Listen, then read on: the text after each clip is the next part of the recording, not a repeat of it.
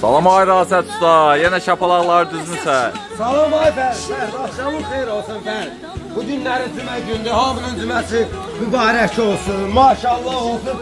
Bu günlərim gələnlər hamıya deyir, Rasət usta, şapalağı bol elə, gəl. Gəl, baba. Fərid, baba. Özdəki bilənlər bilirdi, Azərbaycanda yeganə ustayam ki, hər şey quyruqda. Gözəlliyinə bax. Baba, körpə danağın qabırğaları neynirəm, baba. Doğruya bura geçdi. Buna bax, qismət hələ nədir? Ver yolu ver mənə, deyirəm yox, tam öyrən sonra. Deyir ki, ver, şanı ver mənə.